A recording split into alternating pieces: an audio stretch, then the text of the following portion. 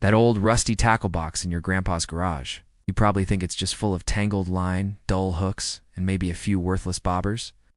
But what if I told you that just one of those old, hand-painted wooden things inside could be a rare collectible worth hundreds or even thousands of dollars? But the lures used to catch those fish weren't just tools. The early ones were handcrafted works of art and innovation. Today, collecting these miniature marvels has become a huge hobby, and some are worth more than you could ever imagine. Today on Treasure Hunters, we're casting a line into the deep and surprisingly valuable world of vintage American fishing lures. Welcome back to Treasure Hunters. For over a century, fishing has been a cornerstone of American outdoor life.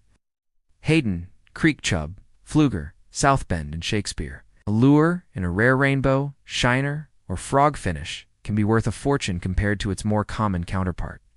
Generally, wooden lures made before the 1950s are the most desirable. An early 5-hook version from the early 1900s, especially in its original box, is a top-tier collectible that can sell for thousands. It's an early, rare-colored example, especially one of the oversized musky versions in its original picture box, can be worth over $10,000 to serious collectors. So what makes an old piece of wood with hooks on it a valuable treasure? The more unusual, the better the chance it's a rare early model. Some were experimental, had very short production runs, or were special order items, making them incredibly rare today. If you see glass eyes, take a closer look. First is the maker and the era. The most valuable lures come from the Big Five pioneering American companies. You can also do the tried and true method of searching for the maker and model on eBay and checking the sold listings. Second is the model and rarity. Just like cars, lures had different models. They're often stamped with the maker's name, like Heddon, CCB, Co. for creek chub, or Pflueger.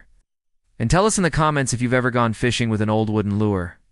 Guides by authors like Carl White or Carl F. Lucky are considered Bibles for identifying lure models, colors, and their values. Third, and this is critical, is condition. Collectors want lures in the best possible shape. They should be stamped with a model number and color code. If that code matches the lure inside, you have a complete original package, which is what collectors dream of finding. This means checking the paint for chips and cracks, making sure the hooks are original and not too rusty, and seeing if the glass eyes are intact. And the ultimate prize? A lure still in its original, correctly marked cardboard box? This can increase the value by 10 times or more. Open it up and see what's inside. You might just find a beautiful piece of American ingenuity and a treasure that's a true once-in-a-lifetime catch. But fourth is color. For any given lure model, some color patterns are extremely common, while others are exceptionally rare. Now, let us look at some of the holy grail lures you could find in a tackle box. The Heddon 150-day Augiac Minnow. This is one of the most legendary lures. It's the creek chub wigglefish. This was one of the first jointed lures ever made.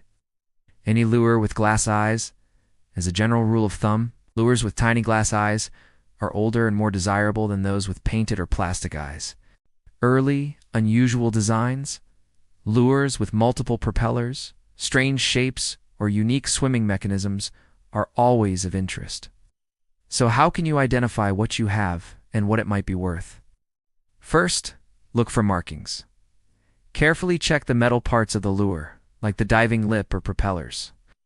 Next, use a collector's guide. Unlike many collectibles, the best information is in specialized books. Then, check online resources.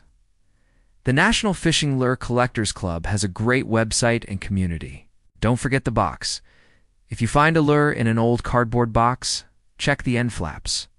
So, the next time you see an old tackle box at an estate sale, a farm auction, or in the family garage, don't just walk by. If you enjoyed this unique treasure hunt, please hit that like button, subscribe to Treasure Hunters,